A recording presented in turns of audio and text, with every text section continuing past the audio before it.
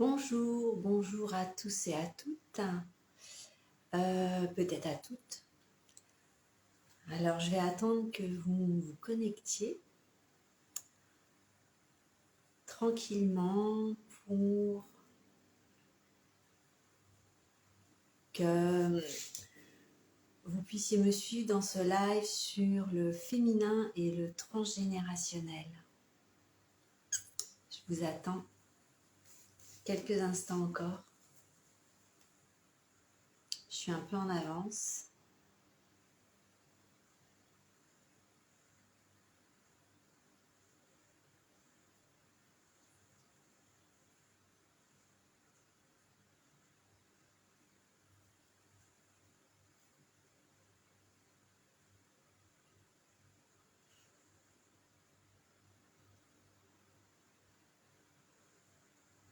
Je vais juste regarder l'heure qu'il est pour vraiment commencer.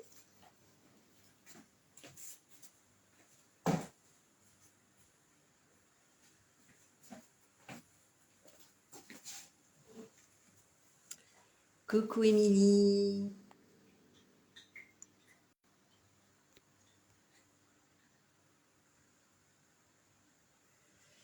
Merci d'être là. J'attends encore que tout le monde se joigne au live. Je sais que je suis un peu en avance. Comment ça va?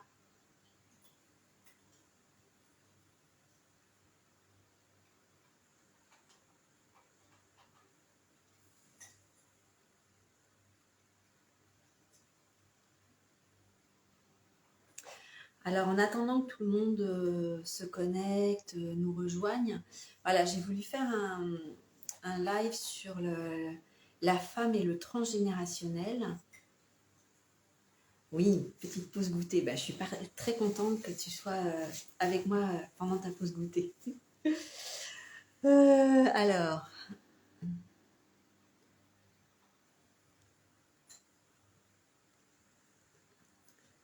je réponds en même temps.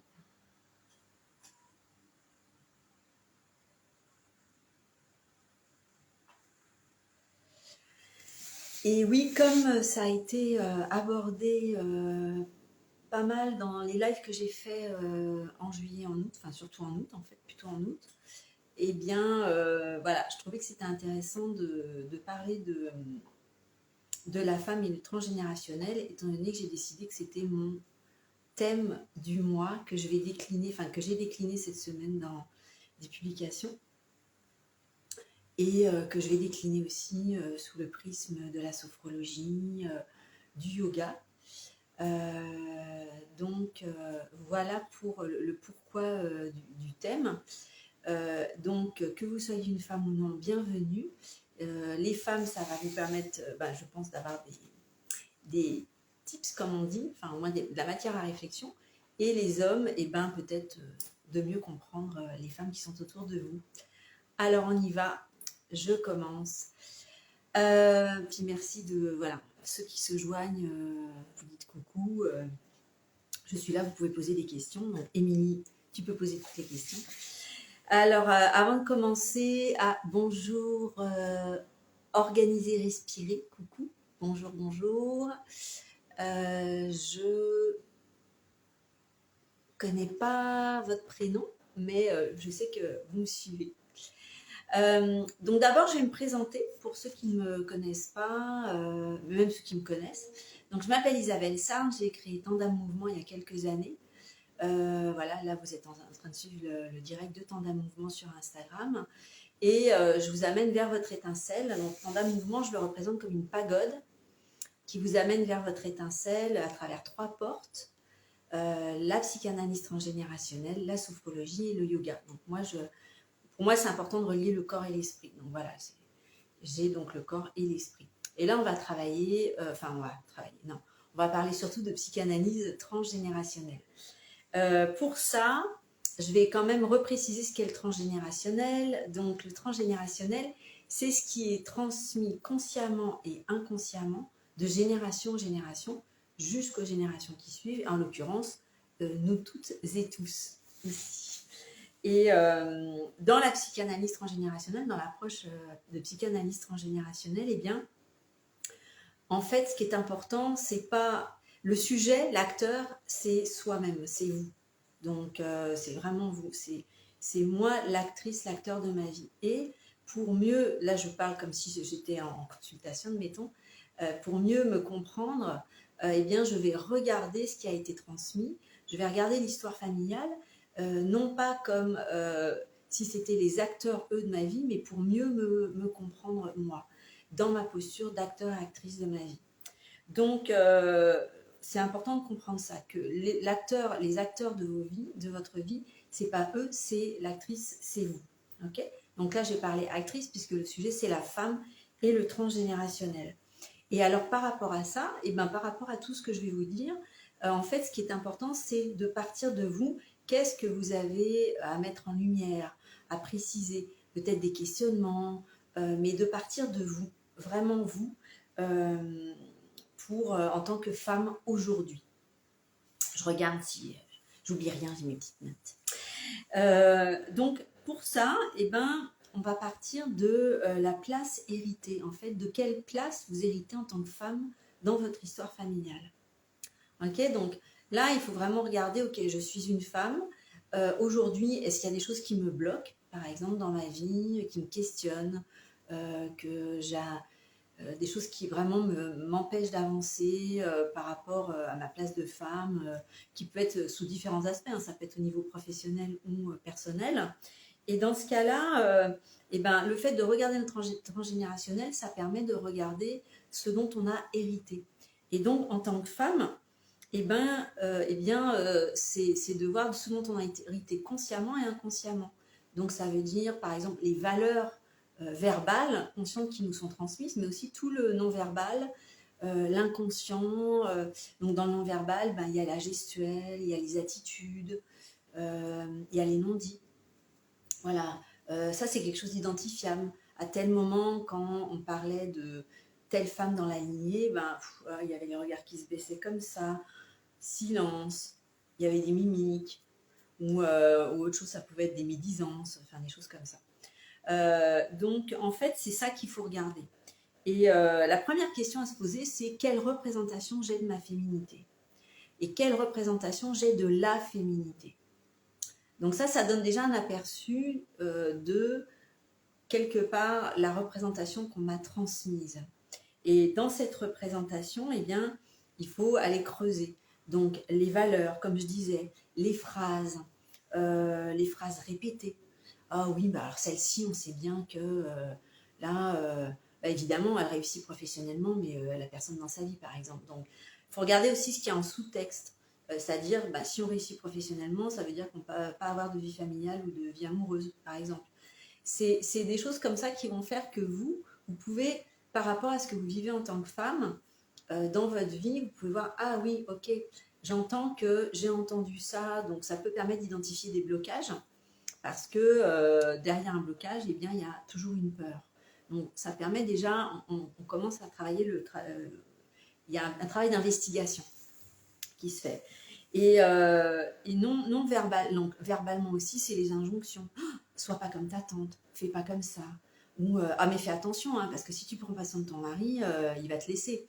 Genre si tu fais pas son ménage, si tu fais pas sa lessive, enfin ça peut paraître des choses un peu comme ça, toutes faites et grossières, mais on se rend compte que quelquefois ça a même été transmis de la grand-mère. Peut-être que vous l'avez entendu de la grand-mère, de la tante, mais on appelle ça une injonction et ça a un impact. Et évidemment, il peut y avoir des choses très positives.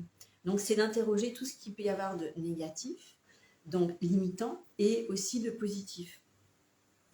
C'est intéressant d'aller regarder en tant que femme quels ont été ces modèles. Par exemple, au niveau familial, quelles ont été les inspirations. Quelle a été mes inspirations. Ça peut être une tante, même une grande-tante, quelqu'un qui n'est pas forcément direct, quelles ont été mes inspirations positives, et puis quelles sont les femmes auxquelles je ne veux pas ressembler. Alors ça, c'est toujours très intéressant, parce que quelquefois, ça peut limiter. Une femme qu'on n'aime pas, à qui on ne veut pas ressembler, mais sur un plan particulier, elle a réussi. au niveau de l'argent, elle n'a aucun problème d'argent, ou sur un autre plan. Sauf que comme on ne veut pas lui ressembler, eh bien, il y a cette limitation inconsciente, c'est cet inconscient qui dit non, parce que si tu ressembles à la tante Germaine, en fait, pour ne pas lui ressembler, je me limite de réussir un aspect de sa vie qu'elle a réussi elle. Donc, c'est de mettre tout ça en lumière et de voir aussi quel est l'état de ces relations aux femmes dans les deux lignées. Quel est l'état de mes relations? Donc, je fais le point, lignée paternelle, lignée maternelle. Voilà. Comment aimer... Alors, parce qu'en psychanalyse transgénérationnelle, on interroge les relations. Donc, on ne fait pas l'arbre généalogique, on fait l'arbre relationnel. Et c'est ça qui est le plus important. Comment je me situe dans la relation de mes tantes, par exemple, côté paternel, de mes tantes côté maternel, de ma grand-mère maternelle, de ma grand-mère paternelle. C'est quoi mes relations? Est-ce que ce sont des relations distantes? Est-ce que ce sont des relations plus intimes? Est-ce qu'on peut se dévoiler, être soi-même? Quel est l'état des relations? Est-ce que c'est on va dire de l'amour inconditionnel? Au contraire, c'est très conditionnel. Alors, si tu dis ça, je te parle plus. Si tu fais ça, je te parle pas.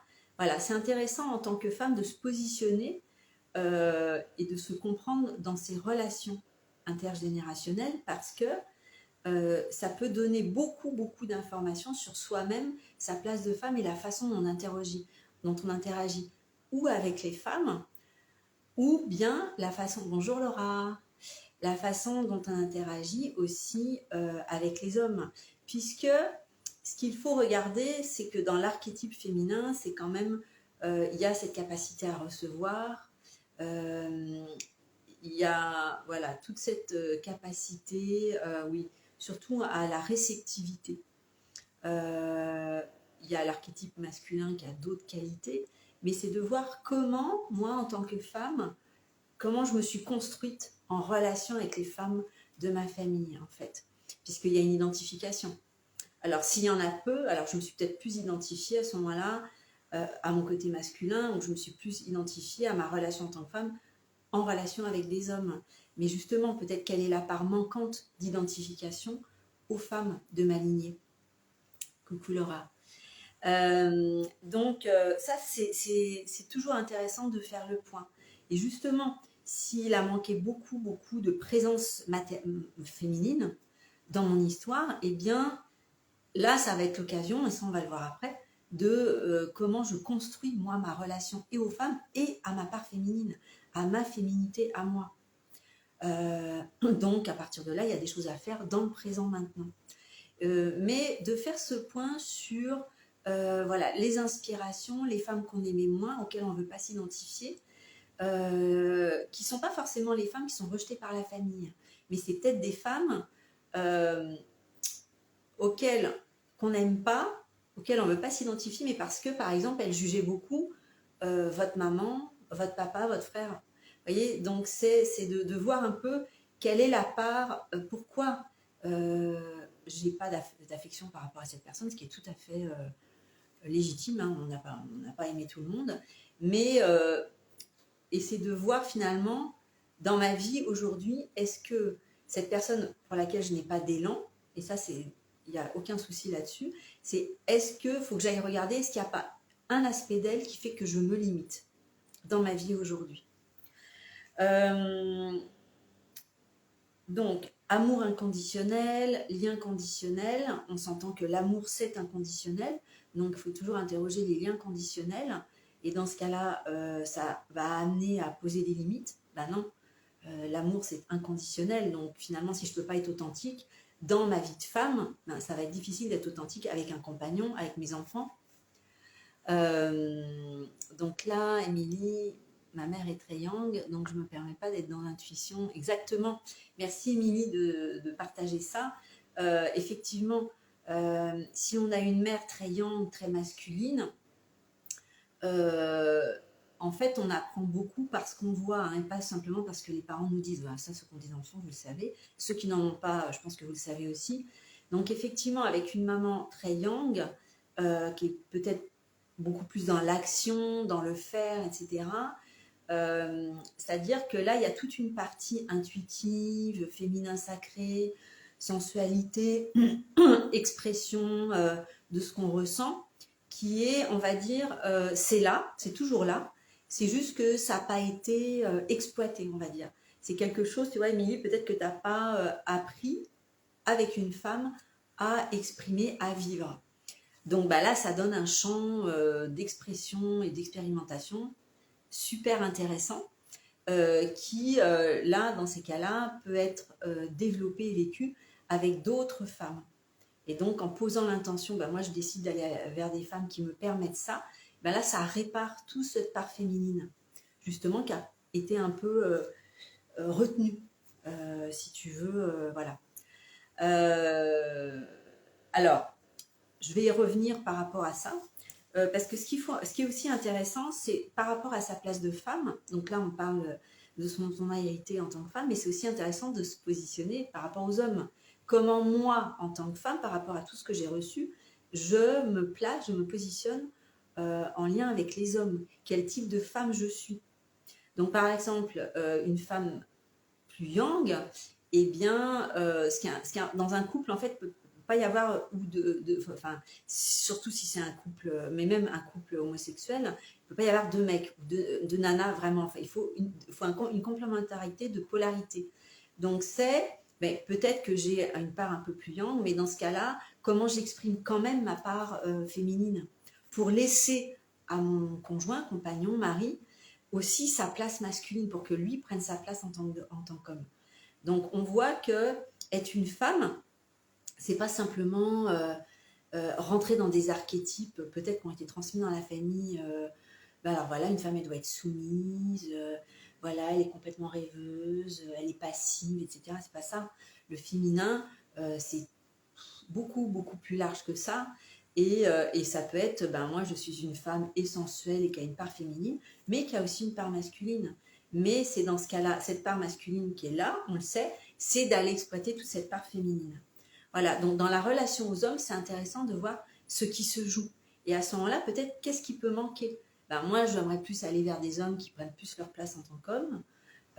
Donc dans ce cas-là, ça veut dire que moi, il faut que je me place plus dans ma part plus féminine.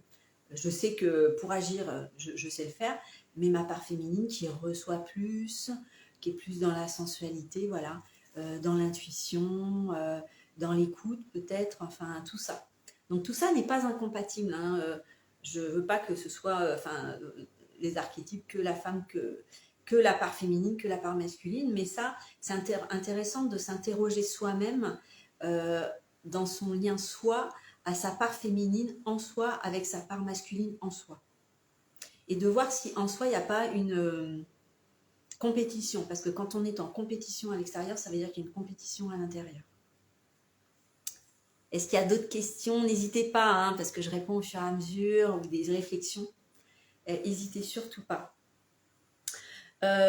Donc dans ce cas-là, par rapport à la place dont on a hérité et la place qu'on prend en tant qu'adulte, là en tant que femme, c'est intéressant de voir justement quelle place, de se questionner, de quelle place j'ai hérité, parce qu'à partir de là, on va pouvoir se dire vers quelle place je souhaite aller, quelle place je veux conquérir. Mais pour ça, il faut déjà faire le point d'où on vient, ce dont on a hérité. Et à partir de là, tout le travail, c'est de faire un tri dans cet héritage. Ok, ben moi par exemple, ce que tu dis, Émilie, comme c'est partagé là, je peux le dire, j'ai une mère qui a un aspect plus yang, j'ai hérité de ça. Donc ça te sert par exemple, j'imagine dans ton travail d'entrepreneuse, etc. C'est au contraire, c'est très porteur. Alors maintenant, c'est comment je peux aller, bonjour USA, je ne sais pas quel est votre prénom. Là, c'est de voir, bon alors maintenant, toute cette autre part féminine dont j'ai pas forcément hérité, que j'ai pas forcément vu et surtout expérimenté, eh bien comment je peux aller la nourrir, aller à sa rencontre. Voilà, parce que ce qui va changer, c'est ça. C'est-à-dire que inconsciemment, tant qu'on n'a pas mis en conscience nos besoins, ce dont on a hérité, nos désirs, et bonjour Aurore, eh bien, on va vers ce qu'on connaît. Donc, c'est pour ça que c'est si important de reconnaître ce qui nous a été donné, de se reconnaître, et comme ça on peut aller vers des choses un peu plus inconnues, de partir un peu plus à l'aventure, d'explorer. Et justement, en explorant avec sa part féminine, et ben, on peut faire jouer son intuition, ses ressentis, aller dans la sphère de cercle de femmes, par exemple, il y en a plein. Aller voilà, dans plein de sphères où on va aller vivre son féminin. Donc, place héritée, quelles sont les femmes qui vous ont inspiré? Justement, c'est pas forcément des femmes très très féminines, mais ça peut être des femmes aussi masculines, et de voir aussi, c'est intéressant de toujours aller voir, peut-être qu'il y en avait qui pouvaient avoir une part très très féminine, par exemple dans vos lignées, mais parce que jeunes, parce que il y avait des interdits familiaux, et ben vous osiez pas y aller. Peut-être une qu'on peut-être qualifiée, là je fais des hypothèses, hein, mais un peu de sorcière, oui, alors elle fait des soins énergétiques, des choses un peu ésotériques, donc oh là là, on n'ose pas trop y aller. Donc là, ça peut être intéressant d'aller voir, à cette période-là, j'en avais peur, parce que voilà, je ne savais pas trop de quoi ça avait l'air, puis il y avait tellement de mots négatifs sur cette femme-là dans la famille, que bon, c'était un peu la paria de la famille, la rejetée. Mais ça peut être intéressant d'aller revisiter ces personnes desquelles vous vous êtes éloigné, et de voir peut-être que, tiens, je serais curieuse d'aller voir de ce côté-là. Peut-être pas. Mais c'est toujours intéressant d'aller se questionner, parce que peut-être à ce moment-ci, vous êtes prête à aller rencontrer des types de femmes vers lesquelles vous n'auriez peut-être pas été avant. Et peut-être que ces femmes se trouvent dans votre lignée, par exemple. Peut-être que c'est par ricochet, hein, peut-être que c'est par une amie une tante de votre cousine, par exemple. Voyez, donc il faut s'interroger sur les liens transgénérationnels, donc des transmissions, mais aussi là vous pouvez aller regarder dans des liens d'alliance, cousine, sœur, etc. Et de voir aussi comment vous vous positionnez en tant que femme avec ces liens d'alliance où il n'y a pas de transmission directe, mais est-ce que vous vous positionnez justement plus sur un plan masculin, sur un plan féminin? Comment ça joue avec une telle et une telle? Et comment finalement prendre vraiment votre place de femme par rapport à la place que vous souhaitez prendre et conquérir? Voilà un peu ce que j'avais envie de vous livrer, et de vous dire qu'en fait, voilà, en tout cas dans le travail que je fais, c'est vraiment de partir de sa place, de regarder tout le prisme dont on a hérité, tout ce dont on a hérité, et vraiment ensuite de se revenir vraiment à soi en tant qu'actrice de sa vie pour, ok, maintenant, comment je peux aller plus vers mon féminin, ma féminité, tout en, et ça, souvent on se heurte à des loyautés, c'est-à-dire que inconsciemment, si je suis beaucoup plus féminine, eh bien peut-être que je vais humilier inconsciemment ma mère, ma tante, etc. Il y a aussi la peur de la jalousie, puisque ça c'est très inhibant, on s'empêche de quelque chose par peur d'attiser les jalousies dans la famille. Les mots du style « Ah ben dis donc, elle est sexy, elle, hein. » Bon, on voit bien la façon dont je le dis, on sent bien que c'est pas positif. Donc c'est un peu aussi voir comment on se positionne par rapport à ça, et on s'affranchit de ces croyances limitantes, hein, de ces limitations. Ça c'est des injonctions, ce que je dis, hein. « Ah ben dis donc, t'es drôlement sexy », mais alors sur un air vraiment jugeant, ça c'est une injonction déguisée. Alors Émilie, exactement.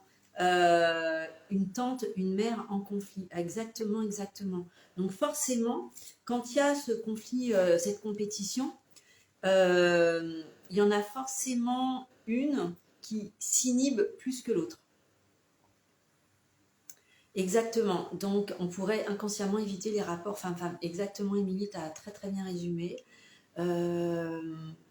Ou aller dans des rapports femmes...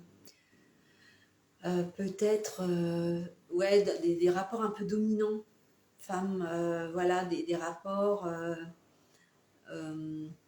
un peu, ça peut être le risque aussi d'aller dans des rapports où tu vas vers des femmes qui vont te mettre sur un piédestal, par exemple, ce qui n'est pas sain non plus. parce que même si l'admiration fait partie de l'amour, hein, que ce soit l'amour charnel ou l'amour amoureux, mais de l'amour aussi amical. Mais mettre quelqu'un sur un piédestal, c'est pas plus sain, puisque tu peux pas être toi-même. Hein, quand on est sur, il y a une différence entre admirer, j'admire cette personne, et mettre quelqu'un sur un piédestal, c'est se perdre aussi. Donc effectivement, la jalousie, et ça c'est souvent, ça peut être présent plus dans les rapports femme-femme que femme-homme, c'est un gros inhibiteur. Voilà. Donc quand on désire vraiment prendre sa place, c'est de peut-être se dire, bah là je suis peut-être prête à me dire que je vais provoquer des jalousies. Voilà. Souvent ça prend un accompagnement pour bien s'installer dans sa posture, mais voilà, c'est vraiment tout un espace ouvert et qui est évidemment tout à fait possible. Est-ce qu'il y a d'autres questions, Émilie, Laura, Aurore? Est-ce qu'il y a d'autres questions par rapport à ce sujet femmes et transgénérationnelles? Alors là, en attendant, si vous avez des questions, si vous n'en avez pas, hein, vraiment, sentez-vous tout à fait à l'aise.